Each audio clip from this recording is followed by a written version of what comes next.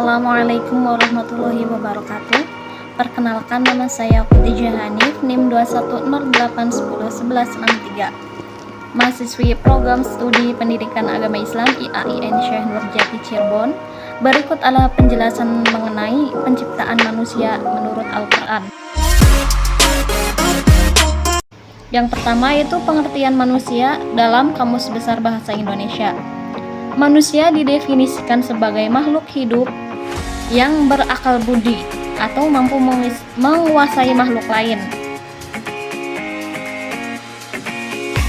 Yang kedua yaitu proses penciptaan manusia.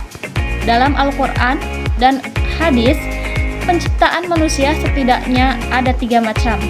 Yang pertama yaitu penciptaan Adam alaihissalam atau manusia pertama. Yang kedua penciptaan Hawa atau manusia kedua, dan yang ketiga yaitu penciptaan anak cucu Adam atau melalui reproduksi. Sedangkan secara ilmiah, proses penciptaan manusia adalah sebagai berikut. Yang pertama, saripati tanah. Kemudian yang kedua, nutfah atau air mani. Yang ketiga, alaqah. Yang keempat, tingkatan mudghah. Yang kelima, pembentukan tulang. Kemudian pembungkusan tulang oleh daging, dan yang terakhir yaitu bayi dalam kandungan.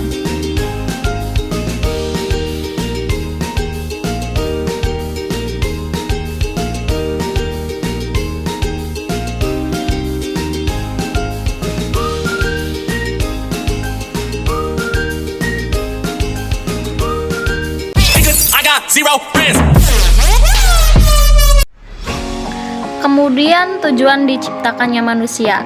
Penciptaan manusia mempunyai tujuan, bukan untuk kebaikan Allah, akan tetapi demi kebaikan manusia. Manusia diciptakan untuk beribadah, mematuhi setiap perintah Allah dan menjauhi semua larangannya. Hal tersebut dapat tercermin dalam firman Allah, Quran Surah Az-Zariyat ayat 56 yang berbunyi, Bismillahirrahmanirrahim, wa ma khalaqtul jinna wal insa illa liya'budun. Artinya, tidaklah aku menciptakan jin dan manusia kecuali untuk beribadah kepadaku.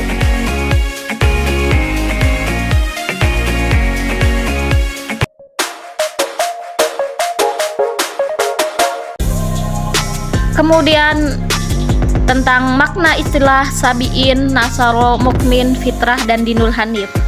Yang pertama, Sabi'in. Sabi'in merupakan orang yang keluar dari agamanya yang asal dan masuk ke dalam agama lain. Sama juga dengan arti asalnya ialah murtad.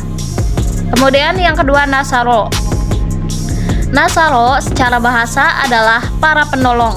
Sedangkan menurut istilah adalah nama yang digunakan Al-Quran terhadap umat yang mereka yakini Nabi Isa sebagai Tuhan atau sebagai anak Tuhan. Sedikit di antara mereka yang masuk Islam dan meyakini Nabi Isa sebagai Nabi Allah. Merekalah kaum Hawariyun. Nama Nasara haruslah kita tetapkan sebagai orang Nasrani atau Kristen yang ada pada saat sekarang ini. Kemudian yang ketiga yaitu mukmin. Definisi kata mukmin berasal dari bahasa Arab. Kata mukmin secara etimologi atau bahasa merupakan kalimat isim fa'il dari tarifan atau morfologi atau perubahan kata amana yu'minu imanan yang memiliki arti yang mempercayai. Kemudian fitrah. Fitrah merupakan kecenderungan alamiah bawaan sejak lahir. Penciptaan terhadap sesuatu ada untuk pertama kalinya, dan struktur alamiah manusia sejak awal kelahirannya telah memiliki fitrah. Fitrah bawaan secara alamiah, yakni fitrah ketauhidan. Kemudian Dinul Hanif. Makna Dinul Hanif menurut beberapa tafsir. Yang pertama, menurut tafsir Al-Azhar, Dinul Hanif memiliki arti agama yang lurus. Artinya tidak belok ke kanan atau ke kiri, melainkan kepada Allah saja, condong pada yang benar, tidak bisa dipalingkan dari kebenaran, ikhlas dalam beribadah dan menjalankan aturan syariat. Tidak boleh ada persekutuan dengan apapun atau syirik. condong hanya kepada Allah Subhanahu wa Ta'ala saja.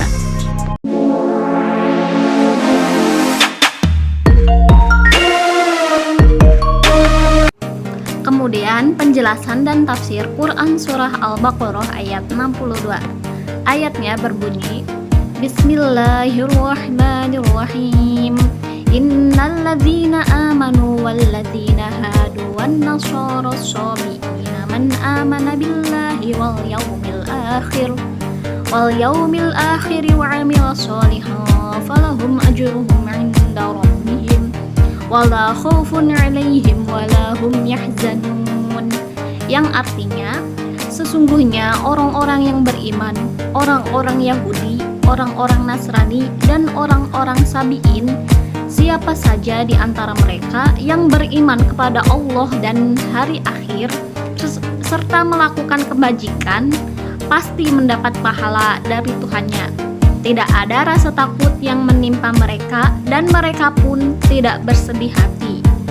Tafsirnya yaitu dari tafsir Al-Muyassar atau Kementerian Agama Saudi Arabia. Sesungguhnya orang-orang beriman dari umat ini yang membenarkan Allah dan Rasul-Nya dan mengamalkan syariatnya, dan orang-orang yang hidup sebelum pengangkatan Muhammad SAW sebagai nabi dari umat-umat di masa lalu seperti kaum Yahudi, Nasrani, dan kaum Sabi'in, dan mereka kaum yang masih berada di atas fitrah bawaan mereka tanpa memiliki ajaran agama baru yang mereka ikuti.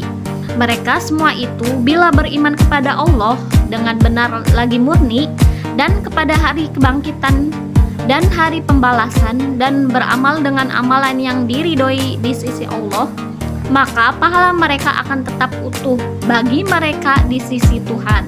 Mereka tidak ada rasa takut terhadap mereka berkaitan dengan apa yang akan mereka hadapi dari perkara akhirat, dan mereka tidak bersedih hati karena tidak mendapatkan sebagian kenikmatan dunia. Adapun setelah diutusnya Muhammad SAW sebagai penutup para nabi dan rasul kepada seluruh umat manusia, maka Allah tidak menerima dari siapapun ajaran agama selain agama yang dibawa beliau, yaitu Islam.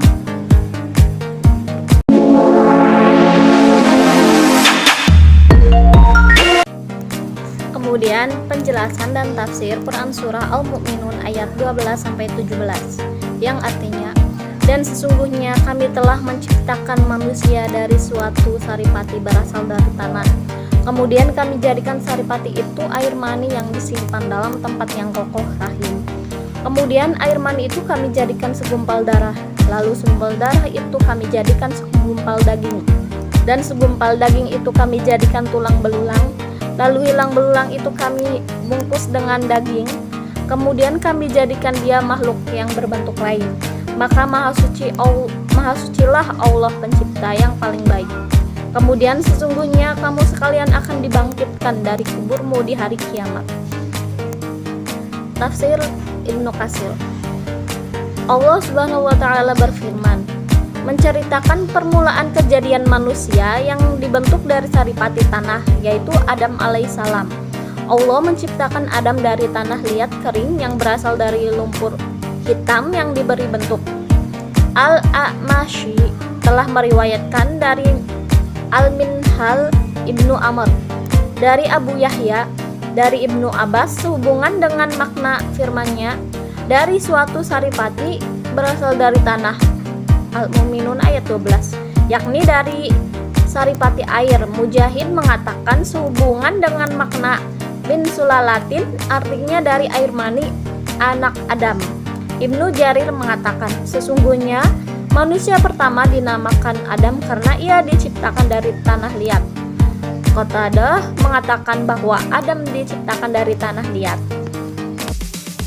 Demikianlah materi yang dapat saya sampaikan, kurang lebihnya mohon maaf. Wassalamualaikum warahmatullahi wabarakatuh.